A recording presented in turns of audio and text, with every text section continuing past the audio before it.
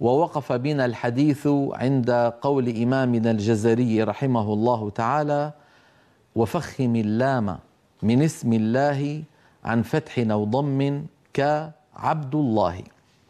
إذا نعود إلى بحثنا فنقول إن العرب في زمن النبوة كانوا يفخمون حرف اللام من لفظ الجلالة الله تعظيما لهذا اللفظ، فهو اسم خالق الأكوان جل جلاله.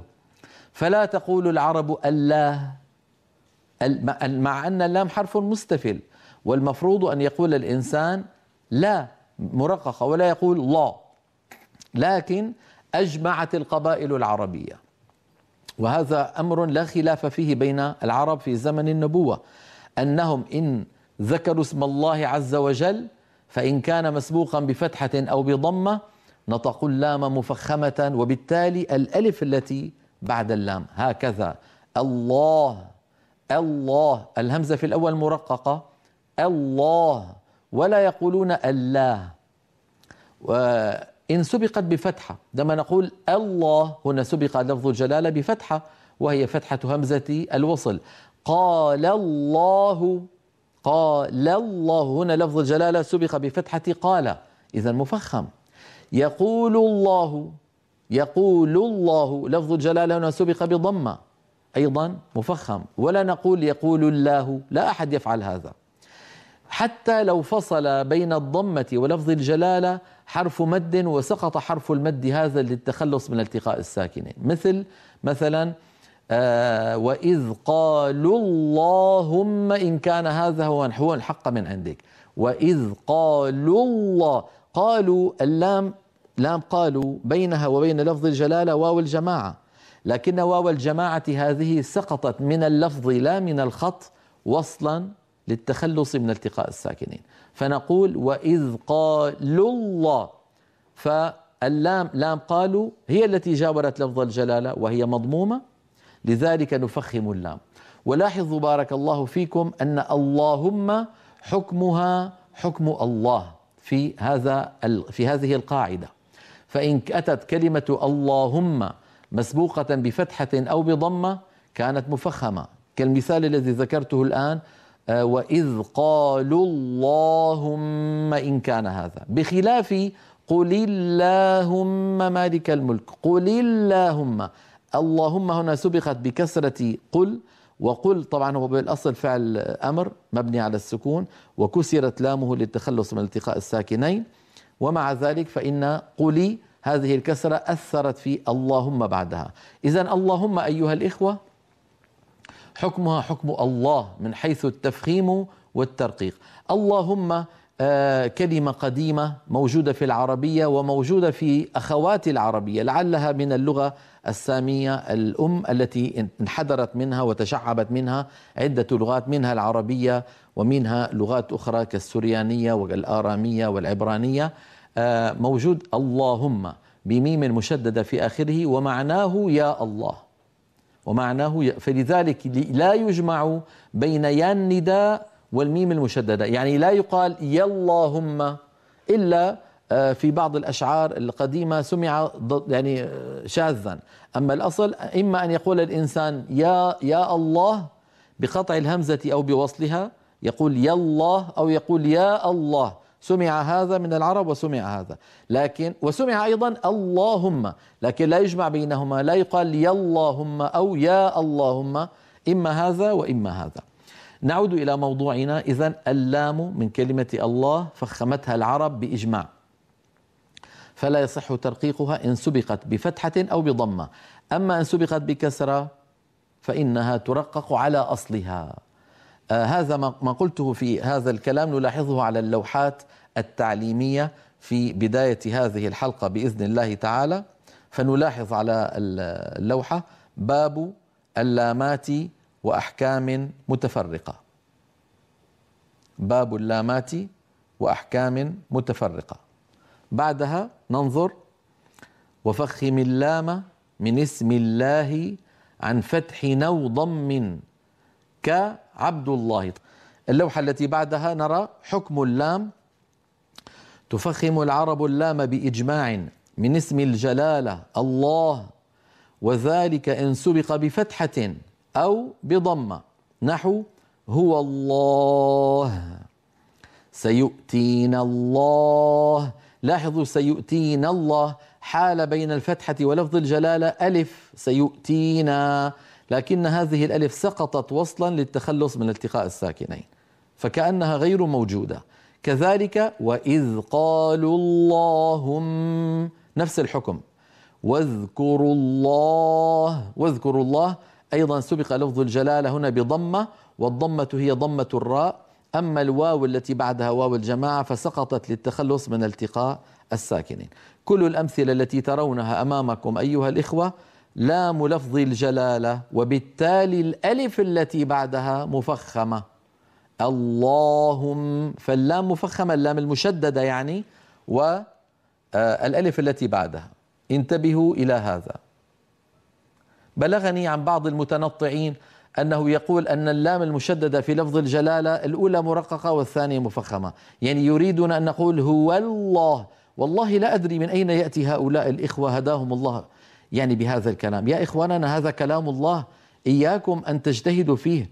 القرآن وكلام العرب ليس مبنيا على الذوق، يعني مو على كيف إنسان الآن عام 1431 يجلس فيقول اللام الأولى كذا والثانية كذا. يا أخي هذا كلام الله نقل بالتواتر، نقله أئمتنا جيل عن جيل، قواعده مذكورة في كتب الأئمة منذ 1200 سنة، منذ أكثر من 1200 سنة، منذ عصر التدوين، من عصر الخليل بن أحمد وسيبويه وقبلهما. فيأتي الإنسان الآن يا دوب تعلم كلمتين يجلس فيعلم التجويد فيقول قل مثلا هو الله، يريد أن يفخم اللام الثانية، قال الأولى لا مو مفخمة. من أين أتيت بهذا الكلام؟ أتقولون على الله ما لا تعلمون؟ فأنصح إخواني خاصة المبتدئين، ولا يأتينا البلاء إلا من المبتدئين ومن أنصاف المعلمين، أنصحهم لله ألا يجتهدوا، فعلمنا هذا مبني على النقل المحض، ليس فيه مجال للاجتهاد ولا للاختراع، هو لغة وكلام الله، لغة وكلام الله، أحكامه مدونة معروفة ما فيها لبس ولا غموض. نعود إلى اللوحة. إذن هذه الأمثلة التي بين يدينا للام المفخمة. نرى الآن على اللوحة أما إن سبق اسم الجلالة بكسرة فتبقى اللام على أصلها من الترقيق، نحو بسم الله. لاحظوا بأن لفظ الجلالة سبق بكسرة الميم فرقق. أفي الله شك، هنا أيضا لفظ الجلالة سبق بكسرة الفاء من أفي، أما الياء فسقطت وصلا للتخلص من التقاء الساكنين فوجودها كعدمها.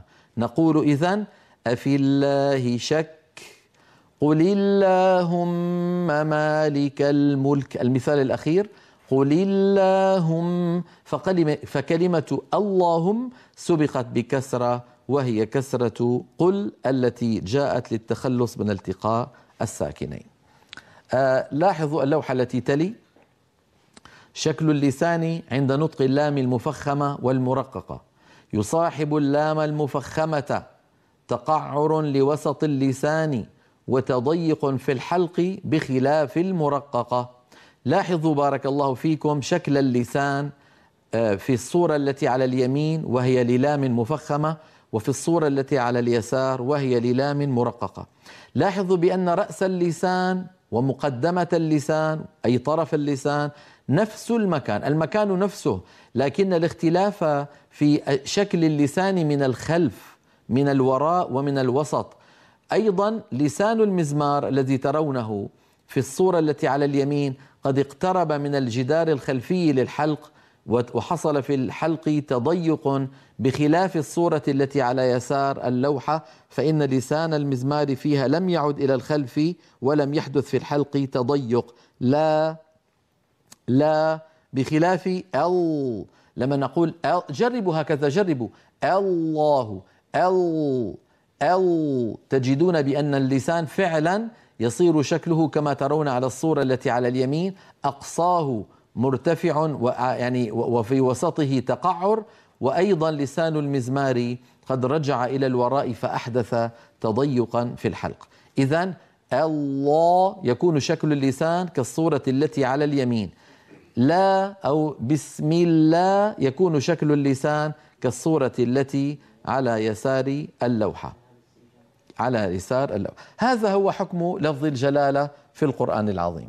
هذا هو حكم لفظ الجلالة في القرآن العظيم. بقي أن نذكر بأن هناك لامات تفخمها بعض القبائل العربية، ليس كل العرب، يعني لفظ الجلالة كل القبائل العربية تفخمه، لكن بعض اللامات مثلا إن سبقت اللام المفتوحة بصاد مثل الصلاة، أغلب القبائل العربية يقولون الصلاة، بعض القبائل العربية يقولون الصلاة الصلاة، فيجعلون اللام مفخمة متأثرة بالصاد قبلها.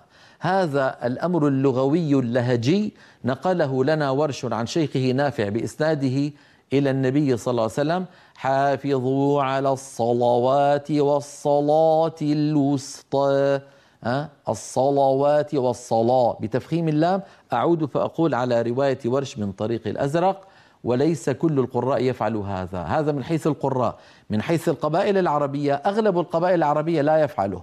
أغلب القبائل تقول الصلاة، وكذلك عند الطاء مثلا الطلاق، أغلب القبائل تقول الطلاق، بعضها يقول الطلاق. الصاد والطاء والظاء لها قواعد تدرس في علم القراءات ولا تدرس في علم التجويد.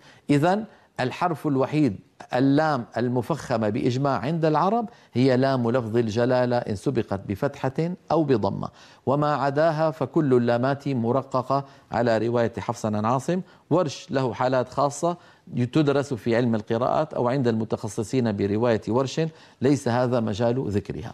نأخذ فاصلا ونعود بعده لنتكلم على قول إمامنا الجزري: وحرف الاستعلاء فخم. بعد الفاصل نلقاكم بإذن الله.